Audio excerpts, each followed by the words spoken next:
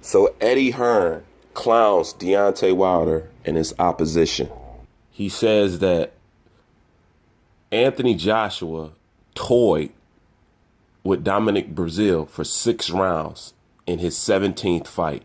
And here Deontay Wilder is, somebody who started boxing way before Anthony Joshua, supposedly the most dangerous man on the planet, the best fight, the best blah blah, is fighting Dominic Brazil in his 42nd fight. He said there's no comparison.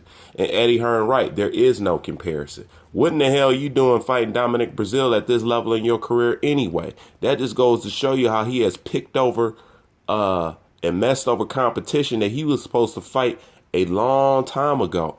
Man, Deontay Wilder been fighting journeyman well into his 20th fight. Very well into his 20th fight. And now he's sitting up here fighting Dominic Brazil, but I like Dominic Brazil. I think Dominic Brazil gives his ass a run for his money because he ain't got no damn skills. Dominic Brazil got a chin and he got a grudge. And I'm going to tell you another reason why I'm pulling for Dominic Brazil. Because at the same time, Dominic Brazil currently right now is the only one that can upset this established order that's currently in place. But at the same time, just think about this. If Dominic Brazil beats Deontay Wilder, wouldn't that delay us seeing the fight at least by a year or two more? Easy. So if Dominic Brazil steps in and whoops Deontay Wilder and he gets the belt, he's going to have a rematch clause. So they're going to fight again.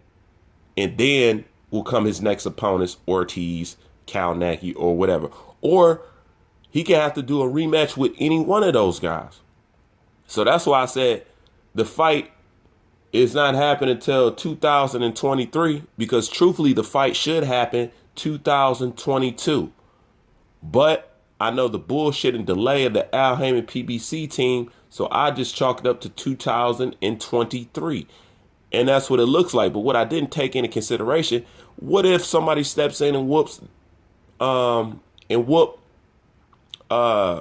Wilder's ass? It's not like they can walk away with the belt without a rematch clause, so they're going to have to rematch him. So truthfully, to get that belt away from Deontay Wilder, you're going to have to beat his ass twice. So even if Dominic Brazil does free up Sofia, he's going to have to defend it twice to unclog the heavyweight division for Anthony Joshua to move into undisputed. So I don't know what is best to wish. Whether Deontay Wilder keep winning and hopefully we get the fight, or that he loses. Because either way, we are fucked as fans. But him sitting up here fighting Dominic Brazil is bullshit. But I'll tell you another reason why I like it. Because it's another opponent to gauge Deontay Wilder off of. We know that Anthony Joshua dispatched of Dominic Brazil, went 5-6 rounds. Okay? So I'm going to be holding that as a kind of a template to see how Deontay Wilder performs. Now, this is another thing I want to put on y'all head. We know at what level Deontay Wilder fought. We know at what level Anthony Joshua fought Dominic Brazil. We know what kind of dominant performance we had. We know how many fights he had when he took on Dominic Brazil, which was 17 fights. And just like Eric Molina, you know, I think Wilder got him out of there, Wilder, why do I keep messing up? Anthony Joshua got him out of there, and I believe 3 rounds. I hope I'm not messing up. I believe it was either 3 rounds or 4. Okay? And it took Deontay Wilder 8 damn rounds. And he almost got dropped by Molina. So once again, when I'm looking at this fight, I'm going to be looking against how well he performs against Dominic Brazil. Now, what if Dominic Brazil goes 12 rounds with this guy? What does that say about Deontay Wilder and his skill set and where he's supposed to be at this level in the game? What if Dominic Brazil actually goes 12 rounds with him? What if he can't knock him out? What if Deontay Wilder's arm is broke for the 1900th time? You know, it's a lot of factors in here that'll hold us up from getting undisputed. And it's a damn shame, because how can you sleep at night knowing that you're purposely holding back legacy, not just for the individual, but for boxing fans in general.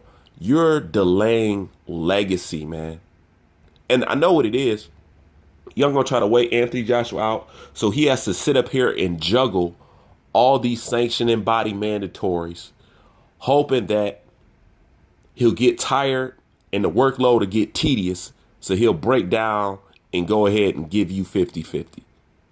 I get it. I know what's going on, but it's more likely Deontay Wilder will lose before Anthony Joshua will. Anthony Joshua is just too dominant, and I think the fact that Al Heyman and Wilder is holding up his progress, I think it's only increasing his fire.